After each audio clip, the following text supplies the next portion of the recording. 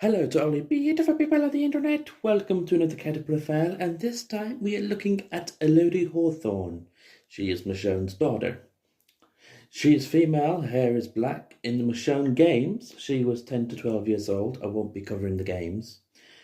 In issue 176, she was in her late teens, and in issue 193, she was in her early 40s.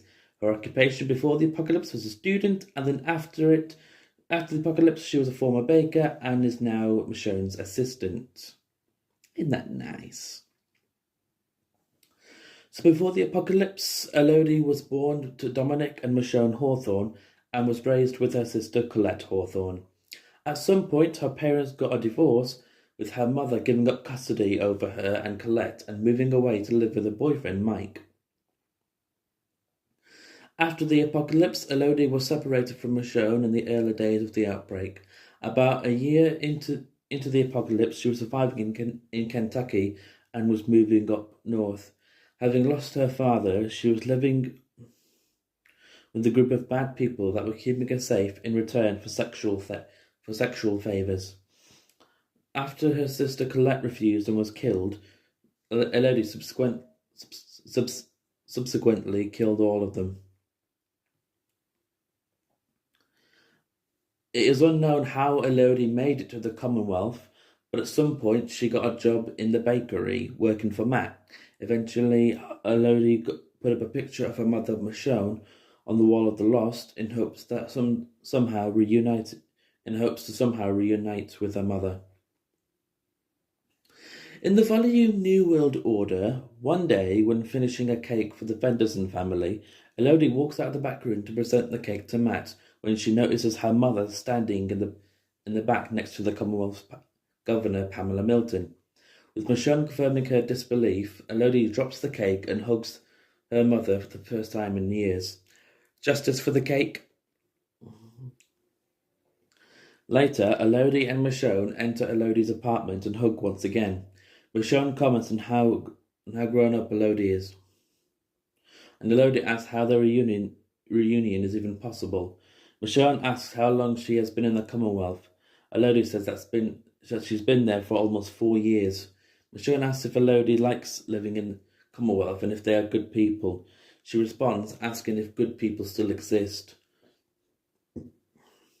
Elodie states that she doesn't even think she's a good person and asks if Michonne thinks herself as good. Michonne says no. Michonne goes on to say how she's sorry for not being with them during the beginning of the outbreak and that she gave their custody away. She tells Elodie that she tried to get to them, but she was too late. Elodie says she doesn't blame her, at least not anymore. Suddenly, Michonne asks about the whereabouts of Elodie's sister Colette. Elodie informs her that she's dead. Elodie explains that about a year before she found the Commonwealth, she and Colette were travelling through Kentucky without their father due to his death some time beforehand. When they encountered a small group of survivors, the group was made up of very bad people that would keep them safe in return for sexual favours. But one day, Colette refused and was killed, and Elodie subsequently killed all of them. Michonne comforts her and explains it all. Michonne tells her that she knows all too well about what she was talking about due to similar experiences.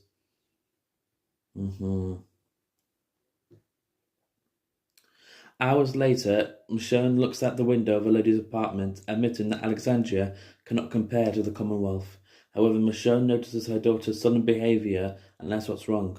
Crossly, Elodie says that she grew up hating Michonne, blaming her for abandoning her and Colette, and later for the numerous tragedies that happened to her afterward,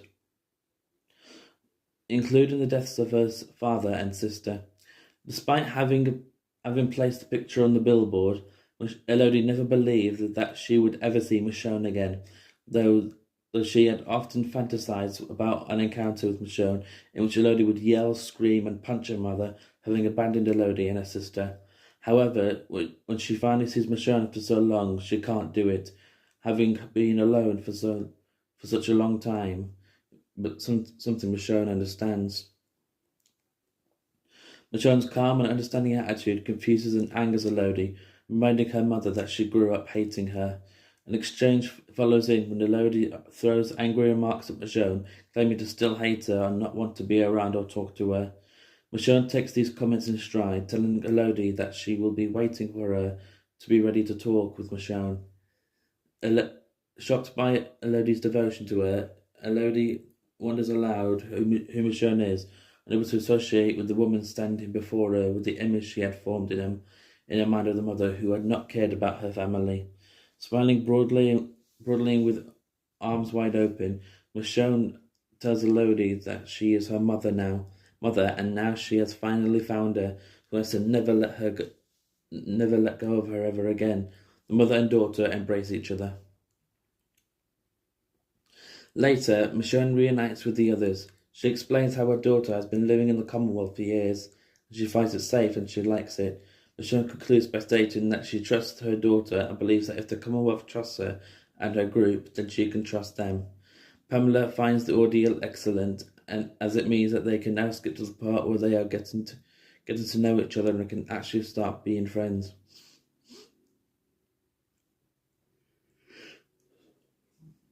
Eugene then asks if this means that he can finally be able to talk to Stephanie. Pamela then tells Lance to send for Stephanie and tells the group that they are currently gathering weapons that the Commonwealth previously took from them to return them. Pamela also voices a desire to see Alexandria herself. She asks Eugene whether he and his group will be ready for a return trip soon, hoping for the group to enjoy the Commonwealth's hospitality first. Eugene nervously agrees to stay for a couple of days and organise the trip.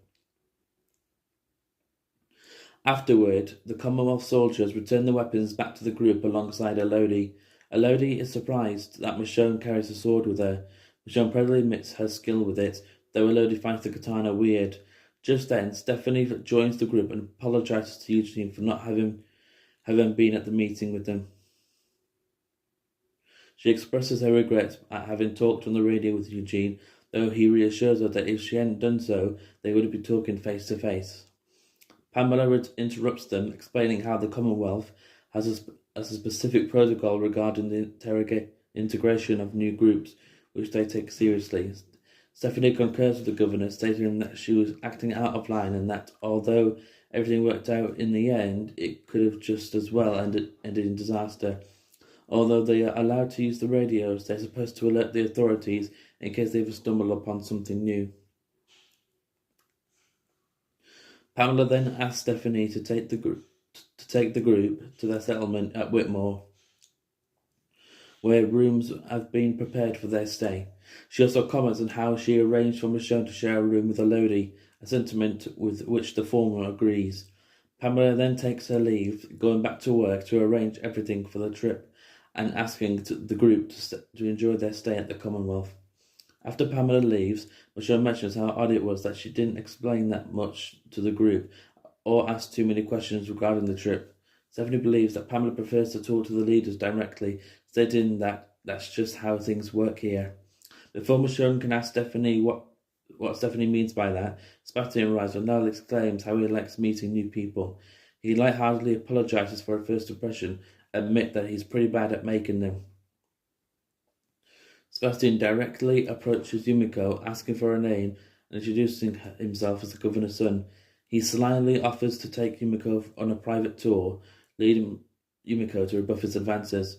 Sebastian then forcibly grabs Yumiko, angrily telling her that he makes a better ally than enemy. When Magna tries to intervene, Sebastian pushes her to the ground.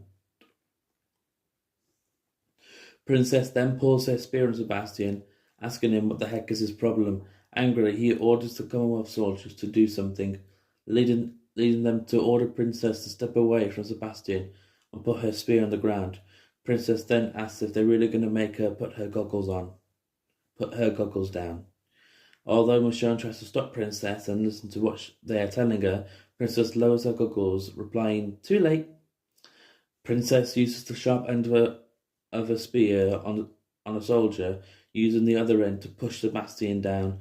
Evading a blow to the head from a soldier's baton, Princess uses her spear to bring a soldier down before defending herself from an upper attack. As Princess continues attacking soldiers, Michonne tries in vain to get Princess to stop attacking. Princess pushes a soldier into another soldier, bringing them down. Princess then removes her goggles, claiming that she's all done. She takes a moment to mock the soldiers, calling them wimps, and claiming that their armor is slowing them. Before she can finish her sentence, a thrown hatchet hits her hand and makes her drop a spear. Mercer, who threw the hatchet, orders Princess to not move. Lying on the ground, Sebastian angrily orders the officers to arrest Princess and all of her group. Mercer then is unfazed and sarcastically asking whether that includes the others who are standing around doing nothing. Michonne tries to explain the situation as a big misunderstanding, starting to explain how Sebastian assaulted Yumiko. Sebastian denies the accusation, calling it absurd. Elodie offers to help them stand up, leaving Sebastian to slap Elodie across the face. Sebastian then defends himself by showing how his slapping Elodie constitutes as assault. He then threatens the entire group, including Mercer, telling them that if any of them says a word, he will make sure that all of them end up banished. Michonne angrily stands her ground, saying that this is not how they do this. She then reaches for a katana, but Elodie stops her mother. Scared, she urges Michonne to let the matter go, telling her that it's important that they know their place. Michonne's face contorts to anger at her daughter's words. Michonne asks her daughter to elaborate on her earlier sentiment that they must know their place. Then, when Elodie is reluctant, Sebastian asserts that the community owes him and his family for everything. He warns the group against any further issues, advising that they consider what is at risk. Mercer steps in at this point, noting that Sebastian's mother allows him to get away with a lot, but that she wouldn't want him slapping their citizens for no reason. Sebastian then slaps Mercer, saying that there was a reason to prove a point. Sebastian hastily makes his exit after this, as he noticed how angry he had made the officer. Mercer attempts to assuage the group's frustration by explaining that even though the community has a few bad people, the sheer size of it means that you don't see these people often. He further explains that they all know that worse could be happening than being slapped, but Michonne interjects, saying that it doesn't make it right. Mercer agrees and cites the example to Sadiq as one of the reasons that the soldiers may need to blow off some steam. Sadiq uneasily agrees. As the group convenes at Elodie's apartment, Michonne questions Sadiq on what Mercer meant with his comments to him. Sadiq relates to the group the conversation that he overheard between Mercer and George in the locker room. Elodie and Stephanie aren't convinced by the story, believing Mercer to be someone who ultimately likes the way things are. Stephanie adds that incidents with the upper class are few and far between, which prompts Michonne to question how the community has a class system to begin with. Elodie and Stephanie further explain that the Commonwealth bases a person's social status almost purely on what they did before the outbreak. A person's class determine their work assignments, and their work assignments determine their level of income. Stephanie and Elodie believe that the system isn't unfair, as they are allowed once per year a chance to apply to move up. Eugene admits that the system can have its merits, however, the community has never been at a size where such a system is feasible. Princess likens the system to a video game and approves of it. This, however, prompts Magnus' indignation, who is incredulous that the community is willing to go back to the world of haves and have-nots. Magna decides that she has already had enough of the community, but Michonne implores her not to judge them just yet. She explains that as their communities continue to grow larger and rebuild, a class system may eventually become unavoidable. Using the hilltop as an example, she states that not everyone is able to live in the Barrington house, and those who cannot live in trailers. She concludes by pointing out that if people have the opportunity to move up, then it isn't all that bad. Magna cuttingly reminds Michonne that she used to be a lawyer and stands to gain quite a bit of the paradigm shift. Michonne says that her own past has nothing to do with it, but Magna reminds her that the point they're arguing is that it actually has everything to do with it. Magna resolves that she wants nothing to do with the Commonwealth. Sometime later, Michonne and Elodie take a walk through town. Elodie tells Michonne that when she returns, they should go and see the other settlements. She mentions her favourite one in particular, a place called Greenville that sits on a huge lake, and people have boathouses. Sadiq, Eugene, Princess, and Stephanie eat at a local cafe. Stephanie explains that the guards they see in town are all trainees, as the more experienced soldiers run missions outside to keep the area clear. The group meets up again that night to eat at an upscale restaurant with a view of the city. Elodie notes that she normally doesn't get to eat at such places and that the Commonwealth might be trying to impress them. As the group tours the Commonwealth, Michonne cooks a meal for herself and Elodie, with the former asking for a form of repayment for her work. Elodie says that she has something in mind and she takes the group to watch a football game. As Eugene and the group prepare to depart back to Alexandria along with Pamela, he asks Michonne if her daughter is coming to see her off. Michonne states that Elodie is not seeing her off and that she is not leaving. Michonne believes that she's been away from her daughter for too long and doesn't want to leave her again. Eugene believes that she is the best one to talk to Rick about what they've seen since the Commonwealth, barely conversed with anyone, and that if anything, Elodie would have came back with them. Michonne hands her katana to Eugene, telling her to give it to Rick. As Eugene reels from the weight of the request, Michonne explains that the katana was never who she was, and is no longer who she is now. She is certain that her comfort in living in the Commonwealth without it will tell Rick everything that he needs to know about the community. Michonne lays complete faith in Pamela, handling the diplomatic talks, and Eugene tells her that her presence will always be needed. She disagrees, smiling as she sees them off. In the volume The Rotten Core, at the Commonwealth, Michonne informs Elodie that she has accepted Lance's offer, which Elodie is ecstatic to hear. Michonne then tells her that Lance has given her some time to get accustomed to the community and get up to speed with her old profession. Elodie asks if she'll have enough time for a trip, to which Michonne replies she just might. Sometime later, Michonne, Elodie, and Jerome travel to Greenville.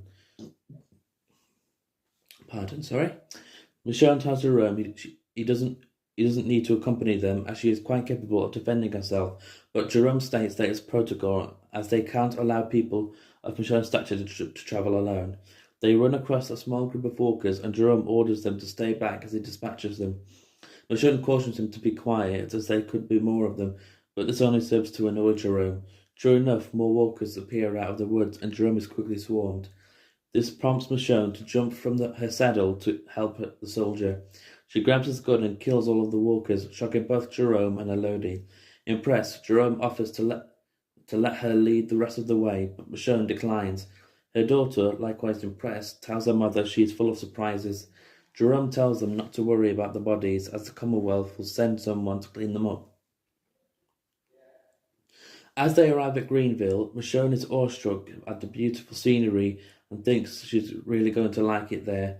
As Jerome departs, Elodie suggests a hostel they can sleep in, but they are interrupted by Cloris, who's reserved a cabin for their arrival.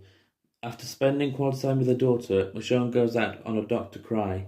Elodie asks what's wrong with her, but Michonne replies that it's absolutely nothing, revealing she's been crying tears of joy. In the morning, as they are ready to depart, they are met by another soldier, Rufus, assigned to as their escort. Before they depart, Cloris gives them a bag of food and drink for their journey.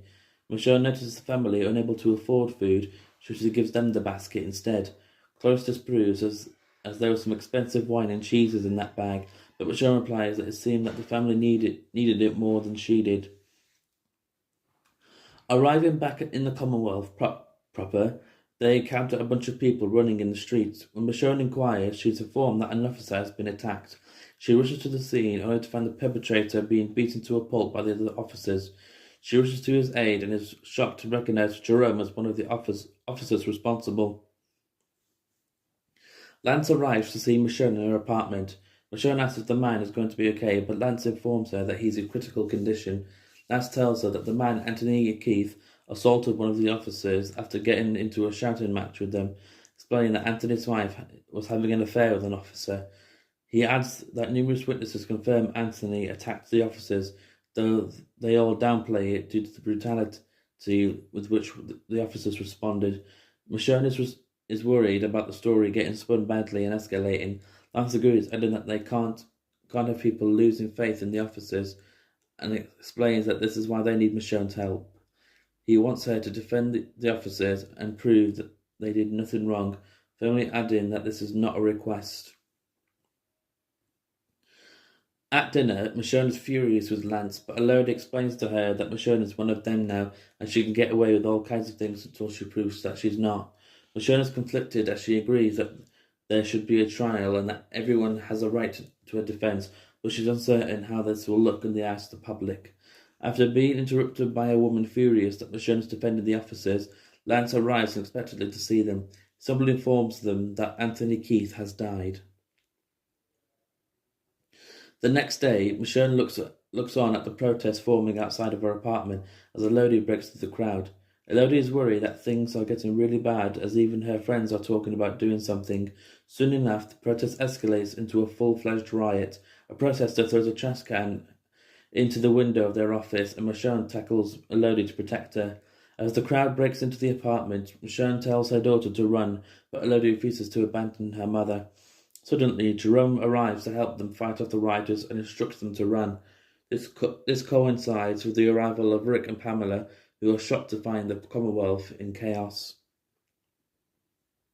As the rioters start beating up Jerome, Michonne goes back to help him, while telling Elodie to stay put, though she doesn't listen. Michonne tries to get the mob to leave Jerome alone, but this only serves to redirect their anger towards her for defending him. A rioter punches her and clubs her over the head. The mob are about to beat her up when Jerome throws himself on top of her to shield her from them. The mob beats Jerome severely before they are broken up by Mercer, Dwight, and the Commonwealth Army. One rioter protests that Jerome killed Anthony Keith, but Mercer points out that attacking an innocent woman won't solve that. After the hearing, Rick, Michonne, and Elodie have lunch at dinner. Rick thinks it's weird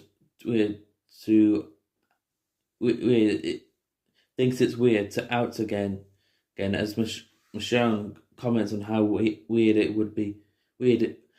Comments on how weird it would survive the apocalypse, only to then become a waitress. I am so sorry about that. Unknowingly, as a waitress walks up behind her and Elodie tells her stop. She immediately apologizes to the woman, but the waitress tells her to think nothing of it. Later, Elodie and Michonne see Rick crying. When asked, he says that he wishes that Andrea lived to see the Commonwealth. Days later, Elodie is having lunch with her friends. They complain about not seeing her anymore, which she apologizes for. One of her friends politely tells her that they're worried about what side she's on, since Michonne defended the guards and Elodie is now living with her mother in a fancy apartment. The question shocks Elodie. And in the volume Rest in Peace, Elodie is present during Pamela's speech where she talks about the situation in the Commonwealth, and then she lets Rick give his speech. Next, Elodie spends time with her friends, then a powerful explosion occurs that is heard throughout the Commonwealth. Michonne, meanwhile, is running down the street and yelling for Elodie. A guard intercepts her and orders her to return to her home, but Michonne frantically explains that she is looking for her daughter and promises to return home once she does. The guard tells her he will look the other way since he appreciates what she did, but tells her to be quick about it. Michonne goes on to knock on the door of an apartment. One of Elodie's friends opens the door and tells her that Elodie is inside. Michonne is shocked to find Elodie and her friends gearing up for war. She furiously snatches the gun out of Elodie's hand and scolds her and her friends, explaining that when they bring a gun to a fight, they can expect to get shot, and she refuses to let that happen. She orders them to stay in the apartment as Elodie and her friends stare in awe.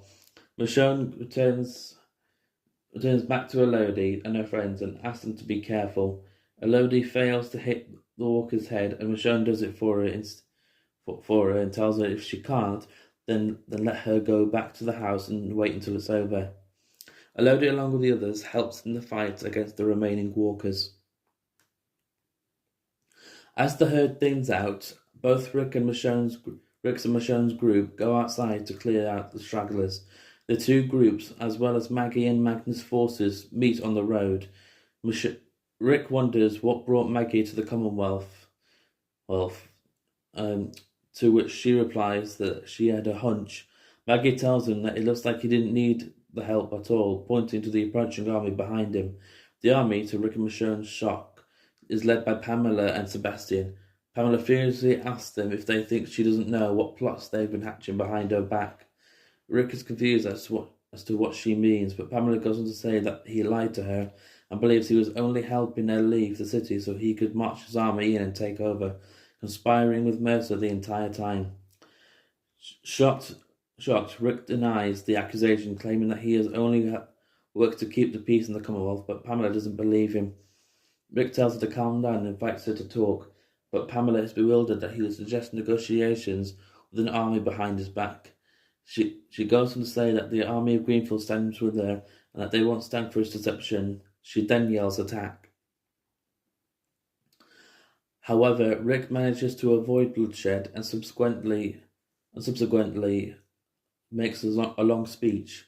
Elodie, along with the rest, listens to him from beginning to end. After this, Elodie, along with the others, helps in cleaning up the undead on the streets of the Commonwealth. After Sebastian killed Rick, Elodie joins the rest of the community in paying tribute to Rick Grimes. 23 years later, Elodie marries, gives birth to a son, and becomes Michonne's assistant. At the end, Elodie and her husband smile as her mother hugs her son. And that is it for Elodie Hawthorne. Let me know what you think of this character in the comments down below. Do you think her TV counterparts was adapted well, or do you think they should have stuck with this storyline? If you like what you see, please leave a like and subscribe. If you don't like what you see, either leave a dislike or go away. I don't really care. And have a good day.